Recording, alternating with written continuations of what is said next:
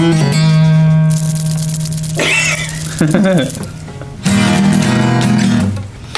think we ran into so many people in the coffee industry that are into music. Yeah. And then we have customers that have come in and they'll see the guitar and they're like, oh, do you guys play? And they're like, yeah. And so I think that kind of the way it started. Yeah. I think kind of just speaking to like coffee drawing in certain people, like they enjoy coffee, but they also enjoy like the rabbit hole of coffee, which is whether it's roasting equipment, brewing.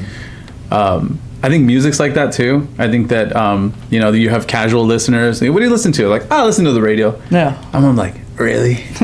Really? You just get whatever coffee from the gas station? I don't know. But I think like similar to music, it's so rabbit holey. It is. Like we're constantly talking about like pickups on guitars and like, we hear a new song and I'm like, did you hear the bass line on that? Before the bridge, blah, blah, blah. And you're like, oh, I was going to tell you. I was about to text you about that bass line.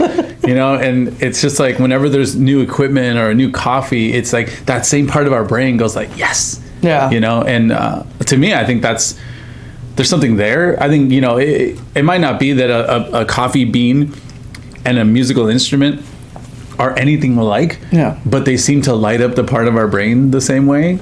It's kind of like when somebody's like, oh, dude, check out this Marantz stereo or headphones, and they buy a new vinyl record, and if you listen to it, it sounds like this, and it sounds like that. You know what's really good? Okay, so, like, let's say a turntable, right? So you have audio files that are like, like direct drive versus like the belt, and like, oh, I don't want to hear the motor and all this stuff. Honestly, like, I don't know if you can hear the difference between the two. Like if you played a record and you put headphones on and I didn't tell you, hey, is this a direct drive turntable or is it belt driven? I don't think you could tell, but there's something about like knowing which one it is, and if that's your preference, you're like, this sounds better. Like there's something that like soothes you. And so like I could like WDT comb an espresso shot or not, and I can serve you and you'd be like, oh, this is really good. But if you knew that I combed it, that part of your brain goes like, thank you. Like, thank you for taking that extra step. And so it's kind of like that, because like even in the cover band that you and I have, I mean, sometimes I'll turn my tone from like 8 to 9.5, and I'm like, now I'm really gonna they're not ready for it. So then we'll play our show and I get videos and people don't even notice when you mess up. So they're really not noticing that I tweak my tone knob a little bit. Oh, it's funny you say that, because when we're practicing and I'm all maxed out on the mids on the mixer and you're like, hey, can you turn it up a little more? And I'm like, sure. And I'm like, I pretend I move it and you're like, oh, that's perfect. No way. You know what's funny? I thought you might have done that to me a couple of times. And then I was like, fair. Yeah. Fair. Yeah, because I probably needed that. Like I was probably too, because sometimes I'm like checking the mic and the guitar and you guys are looking at me like, can we go? Yeah. And I'm like, oh, being like the singer guy in the band, like so particular. That's because I care, dude. Now just imagine that like we bought a Gibson guitar and then a Gibson rep came to our house and fine-tuned it and talked about music with us and then helped us play it a little and then left. That's an angel. Yeah. That's what we do for coffee. That's perfect. Go to your house, talk coffee, fix it, show you how to use it better, and then we float away. So Gibson, if you're out there, make a coffee machine. I mean, sorry, playing the Yamaha. This guitar is 20 years old and it sounds so much better than it should. It sounds incredible. This was like $200 guitar from Guitar Center. And I paid a buttload of money for an acoustic guitar that sounds just like this. Yeah. And also, I don't have a case for it, so it's got dings everywhere, and it's been through all sorts of weather, and then you play it, and you're like, this sounds amazing, and it feels amazing. That's just like an old coffee machine, right? Yeah.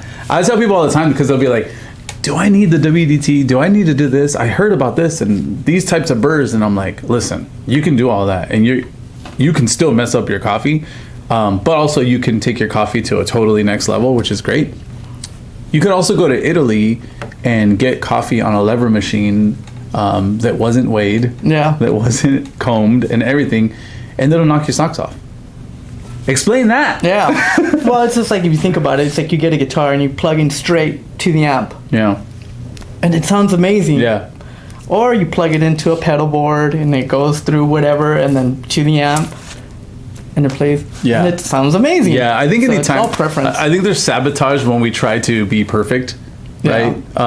And I think that it's like the most fun parts are getting lost in the process and enjoying what you're doing. And it's the same thing with like guitars. Like I remember, like, see, that does always come back to guitar or like music and stuff. Like I remember I watched a Metallica documentary. It was yours actually, from like 1990 something.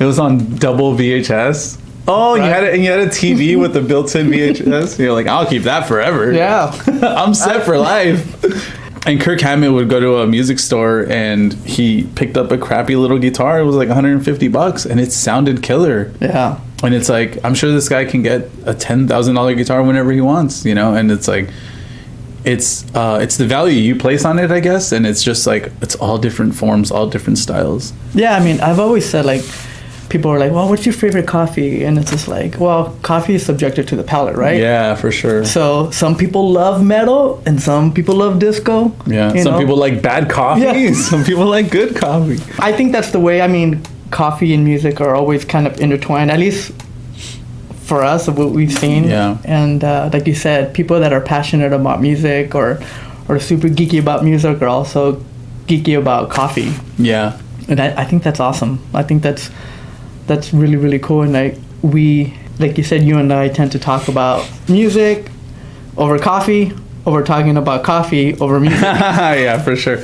Yeah, I gotta think it's the variables and the like self-expression. Like, you know, like if I play this, it'll sound different than if you play it. Oh yeah, for sure. It's the same guitar. Yeah. And it just sounds different. Like tones in the hands. Yeah, yeah. And I think that like if I made coffee and you made it, it's different, you know? Yeah, and so sure. I think people maybe, hopefully, I know I do, especially with music, but like it's a certain way, like it's a different voice that you can have. Yeah.